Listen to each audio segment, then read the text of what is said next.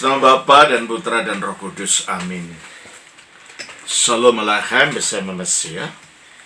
Selamat bertemu kembali saudara dengan saya, Episkop Daniel dari Nikopolis.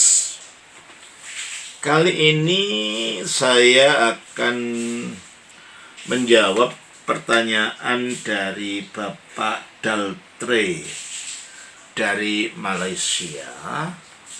Yang pertanyaannya adalah, ini disampaikan kepada Ibu Theodora. Bu, satu lagi pertanyaan, kenapa kitab dari Deuterokanonika tidak bisa dijadikan doktrin dalam gereja ortodoks? Apa alasannya? Di dalam gereja ortodoks, apa yang di dalam gereja Roma Katolik disebut sebagai Deuterokanonika, itu kami menyebutnya sebagai Anaginoskomena. Anaginoskomena itu artinya kitab-kitab yang patut dibaca. Dan itu istilah ini dapat kita temukan dalam tulisan dari Bapak Suci Athanasius dari Alexandria, yang menyebutkan itu adalah kitab-kitab Anaginoskomena. Dan kitab Anaginoskomena ini pada dasarnya adalah kitab-kitab yang ada di Septuaginta, dengan beberapa yang tidak dimasukkan.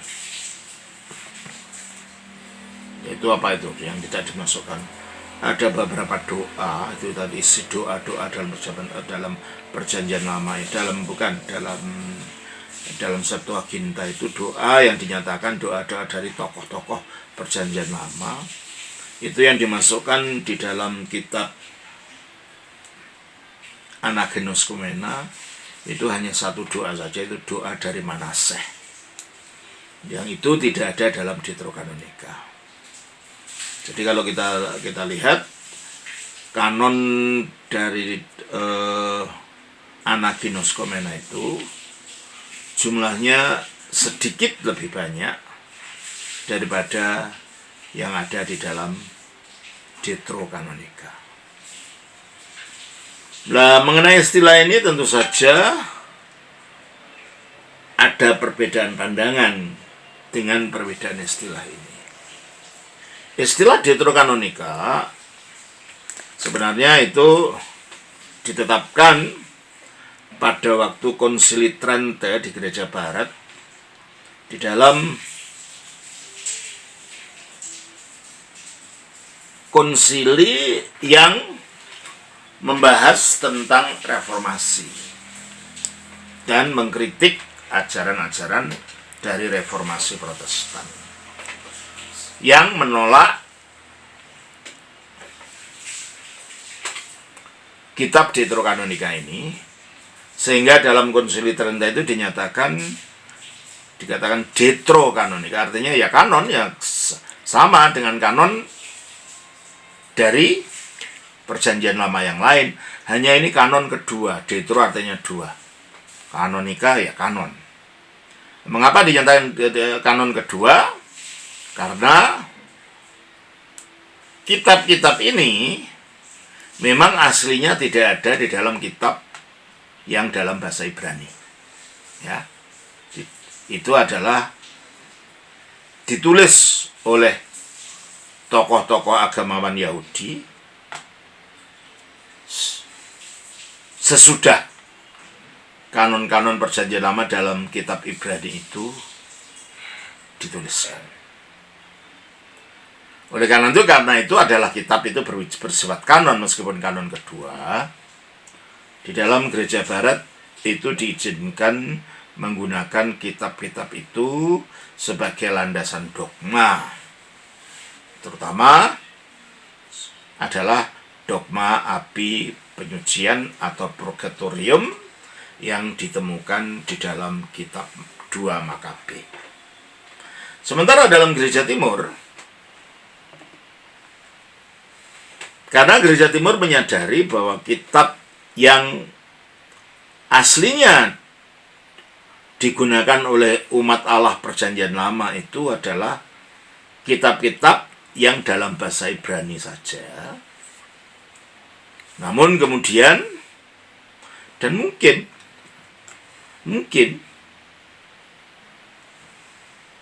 kitab-kitab yang lain yang kemudian kita sebut sebagai kitab Deuterokanonika itu juga tadinya dalam bahasa Ibrani. Hanya itu ditulis jauh sesudah kitab-kitab yang perjanjian lama yang kita kenal di dalam naskah Masoret itu sudah menjadi pakem di antara orang Yahudi. Sudah dijadikan pakem. Nah, oleh karena itu, maka dalam gereja Ortodoks, sebab kitab-kitab itu adalah kitab-kitab pada waktu kitab suci Ibrani itu diterjemahkan ke dalam bahasa Yunani dan menjadi kitab yang akhirnya disebut sebagai Septuaginta, karena itu dalam bahasa Latin Septuaginta. Karena menurut tradisinya pada waktu itu ada 72 orang rabi dan ulama Yahudi yang menerjemahkan kitab-kitab itu di Alexandria, Mesir, dari bahasa Ibrani ke bahasa Yunani.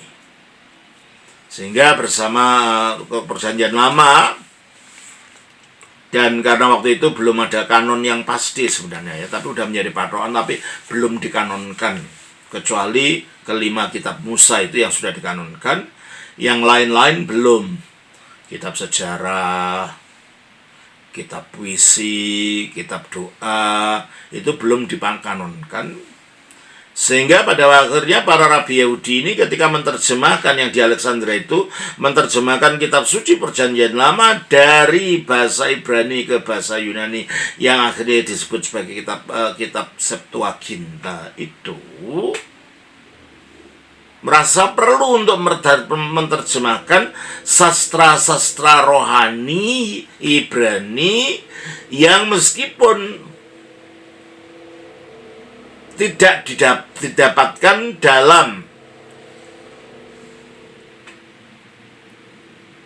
naskah-naskah yang ada dalam perjanjian lama, yang akhirnya ada dalam Masoret itu, tapi mereka merasa perlu karena ini juga adalah merupakan warisan rohani dari umat Allah yang lama, umat Allah perjanjian lama. Namun karena itu dituliskan bukan berasal dari kitab Ibrani yang akhirnya ada dalam Masoret itu, meskipun isinya sangat berguna, itu tidak dikatakan sebagai kanon. Dalam pengertian, kalau dalam gereja barat disebut kanon kedua. Hanya dikatakan sebagai Deuterokanonika, bukan Deuterokanonika, Anaginouskomena, artinya kitab-kitab yang layak dibaca. Itulah sebabnya karena kitab-kitab dari 1 Makabe, 2 Makabe, 3 Makabe, kitab Yudit, Tobit, dan lain-lain itu bukan bagian integral dari pembacaan kitab suci di dalam sinagoga Yahudi, tetapi meskipun itu sangat dihormati sebagai kitab-kitab rohani yang bernilai tinggi, itulah sebabnya itu tidak disebut bagian dari kanon. Oleh karena itu tidak disebut kanon perjanjian lama maksudnya. Karena itu tidak disebut sebagai kanonika, tapi Anaginouskomena. Tapi tetap itu patut untuk dibaca karena mempunyai nilai rohani dan nilai moral yang sangat tinggi. Dan banyak kisah-kisah sejarah antara kitab Maleaki dan Injil Matius yang tidak dapat kita mengerti kalau kita tidak mengenal kitab-kitab ini. Ada perkembangan apa secara rohani di antara umat Yahudi, di antara umat Israel, antara dituliskannya atau selesai dituliskannya kitab Maleakhi dan dituliskannya Injil Matius. Umpamanya, kok di dalam Injil ada orang Farisi, ada orang Saduki, ada pemungut cukai, ya. Lalu ada Pontius Pilatus. Itu dari mana asalnya? Kalau kita tidak tahu kitab Makabe, 1, 2, 3 Makabe. Kalau 4 itu lebih bersifat apokaliptik ya istilahnya, mengenai nubuat dan penglihatan. Kalau kita tidak tahu kitab ini, kita tidak tahu bahwa terjadinya kelompok Farisi, Saduki itu telah dikisahkan, diceritakan dalam sejarah Makabe. Oleh karena itu di sekolah-sekolah teologi Protestan pun sekarang yang bonafit ya, kalau mereka mengajar atau belajar tentang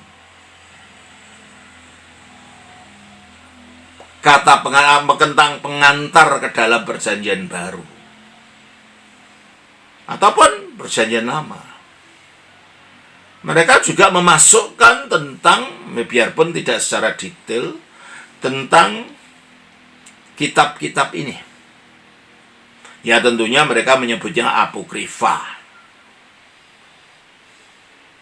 Dalam pengertian kitab-kitab yang sesat. Enggak, sesatnya di mana? Orang sejarah kok. Hanya itu memang. Nah, dari situlah akhirnya Gereja Ortodoks, karena ini mengatakan ini bukan bagian kanon, meskipun bagian dari kanon perjanjian lama yang dalam bahasa Ibrani, meskipun itu mempunyai nilai rohani yang sangat tinggi. Oleh sebab itu, dalam Gereja Ortodoks, atas alasan ini, Gereja Ortodoks tidak menggunakan dan melarang menggunakan bagian manapun dari kitab Anaginoskomena atau kitab Deuterokanonika untuk menjadi landasan dogma apapun. Tetapi ini dibaca karena itu punya nilai spiritual yang tinggi dan akan menolong kita untuk mengerti sejarah yang terjadi antara zaman Nabi Maleakhi sampai dituliskannya Injil Matius. Sehingga ketika baca Injil kita tahu, oh siapa orang Farisi itu asalnya dari mana, mengapa ada Raja Herodes, mengapa ada Pontius Pilatus. Semuanya itu dapat kita mengerti sejarahnya kalau kita membaca kitab-kitab itu. Jadi demikianlah yang dapat saya terangkan Pak Daltre dari Malaysia. Semoga itu bermanfaat. Tuhan memberkati. Sama Bapa, Putra, Roh Kudus. Amin.